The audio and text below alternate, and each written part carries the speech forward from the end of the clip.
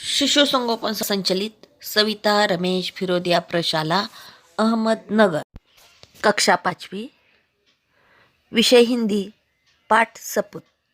बच्चों, सपूत शब्द का अर्थ है योग्य पुत्र, सरल और सेवा की भावना रखने वाला, ऐसा योग्य पुत्र।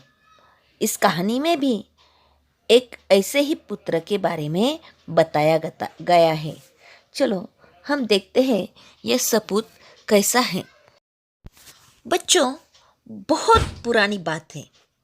फुलेरा नामक एक आदर्श गांव था। गांव में हर तरफ स्वच्छता थी। स्वच्छता का मतलब है सफाई। गांव की गलियों में नियमित रूप से झाड़ू लगाई जाती थी। नालियां रोज साफ की जाती थी। लिपाई पुताई करके घर आंगन सुंदर रखा जाता था। लिपाई पुताई। बच्चों, आप कभी गांव में गए हो तो गांव के घर आपने देखे होंगे कि गांव के घर मिट्टी और ईंट के बनाए जाते हैं। इसलिए वहाँ की दीवारों पर दीवारें चूने से पोती जाती है। इसे पुताई कहते हैं। और गोबर से जमीन लिपी जाती है, उसे लिपाई कहते। परिसर में बड़ी संख्या में पेड़ पौधे थे। कुएं का पानी निर्मल रखने के लिए आवश्यक सावधानियां बरती जाती थी। पनघट स्वच्छ और सुसज्जित था। परिसर का मतलब क्या है? घर के आसपास की जगह। और पनघट का मतलब है कुएं के आसपास का स्थान।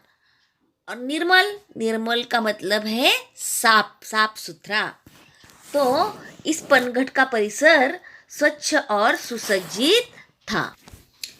एक दिन पनघट पर 3 स्त्रियां पानी भर रही थी। वे अपने अपने लाडले के गुणों का बखान कर रही थी। लाडला का मतलब है बेटा या पुत्र, और बखान करना इसका मतलब है प्रशंसा करना। ये तीनों औरतें अपने बेटों की प्रशंसा कर रही थी। एक बोली, बहन, मेरा सपूत बड़ा विद्वान है। जब से शहर से पढ़कर आया है, चारों ओर उसकी धूम मची है। बड़े बड़े ग्रंथ पढ़ लेता है। आकाश के तारों को देखकर उनके नाम बता देता है। देश विदेश के सभी बातों का उसे पता है। दूसरी ने जोश में झट से आगे बढ़कर कहा, अरे सखी, मेरे लाल जैसा बलि तो 10-5 गांव में देखने को भी नहीं मिलेगा। 500 दंड बैठक वह रोज सुबह लगाता है। अखाड़े में जब ताल ठोककर उतर पड़ता है तो बड़े बड़े पहलवान तक उसका मुकाबला करने से घबराते हैं। वह मेरा सपूत है।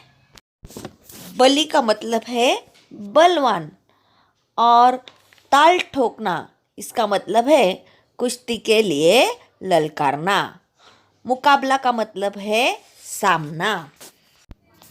अब तीसरी स्त्री की बारी थी, पर वह चुप रही। इस पर उन दोनों ने कहा, बहन, तुम चुप क्यों हो? लगता है तुम्हारा लड़का कपूत निकला।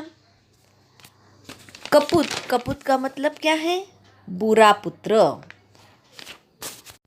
तीसरी स्त्री बिना किसी जोश या गर्व से बोली। जोश का मतलब है उत्साह, और गर्व का मतलब है घमंड, अभिमान। तो तीसरी स्त्री बोली, बहनों, सपूत या कपूत जैसे शब्द तो मैं नहीं समझती, पर मेरा लाल मेरे लिए बहुत अच्छा है। वह सीधे साधे स्वभाव का साधारण किसान है। दिन भर खेत में जुता रहता है, शाम को घर का काम करता है। आज बहुत कहने सुनने पर वह मेला देखने गया है, इसलिए मुझे पानी भरने आना पड़ा। तीनों स्त्रियां अपने अपने सिर पर घड़ा रखकर चल पड़ी। अभी वे 2-4 कदम ही चली थी कि पहली स्त्री का पुत्र आता हुआ दिखाई पड़ा। पास आते ही उसने अपनी माँ से कहा, व्याख्यान देने जा रहा हूँ। व्याख्यान का मतलब क्या है? भाषण।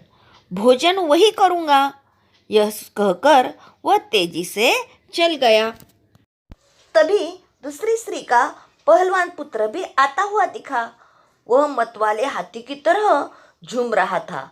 उसने अपनी माँ से कहा, माँ, आज दंगल में मैंने एक नामी पहलवान को बुरी तरह पछाड़ा। दंगल का मतलब क्या है? दंगल का मतलब है कुश्ती।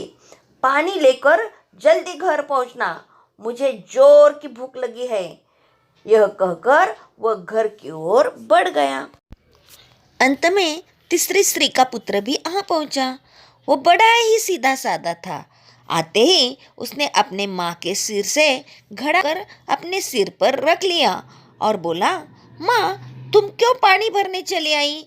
मैं तो आ ही रहा था। माँ से घड़ा लेकर वह उत्साह के साथ घर की ओर चल पड़ा।